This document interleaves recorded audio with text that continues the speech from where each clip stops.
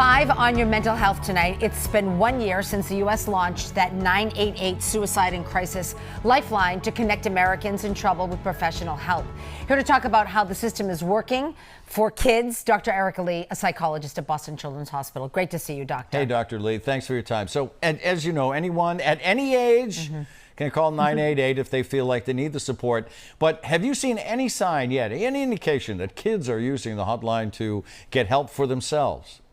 I have, absolutely, especially among our teens, right? They're older, they probably feel a little bit more comfortable reaching out on their own, especially when they know that they can text or chat instead of calling someone, because we know that that's how youth like to communicate these days. And the 988 Lifeline website also has some really nice resources for youth. So they've got links to additional organizations and resources that can be helpful to kids. So things like the suicide prevention website, My Life is Worth Living, and also the Trevor Project for LGBTQ youth. The CDC is saying that suicide is the second leading cause of death for Americans aged 10 to 14. The risk is real, even though a lot of parents may be reluctant to talk about it or may not even know that their kids might be even considering or thinking or any of that. So what do you think holds them back?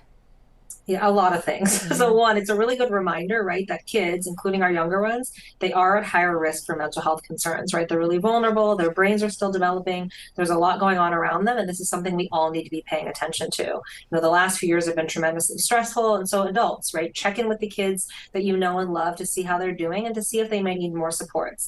Let them know you care about their feelings. Remember that it is a myth that asking kids, you know, if they've ever had thoughts of wanting to hurt themselves or wanting to kill themselves, that will plant the idea. So you should be checking in with them if you have any concerns, and then encourage them to use this 988 Lifeline if they need it. Dr. Lee, you mentioned it before, but the calls to 988 are confidential. But what else do you want families to know about that?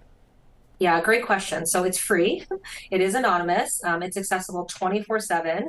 It's staffed by trained crisis counselors, and it's actually for two groups of people. So one, of course, it's for anyone who's having suicidal thoughts or in a mental health emergency, but it's also if you care about someone, if you have a loved one that is also having those challenges and you just want to know, what do I do or can I get some more resources? And these crisis counselors are trained to help you find resources in your area. So keep the number handy.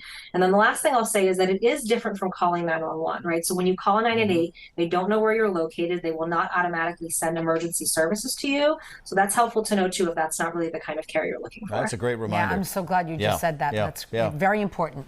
Dr. Lee, thank you so much. Stay Thanks, well. Dr. Lee. Take care. One more Thank time you. for our viewers, if you need someone to talk to about suicide, there it is, the nationwide hotline 988. The Lifeline provides free and confidential emotional support 24 hours a day.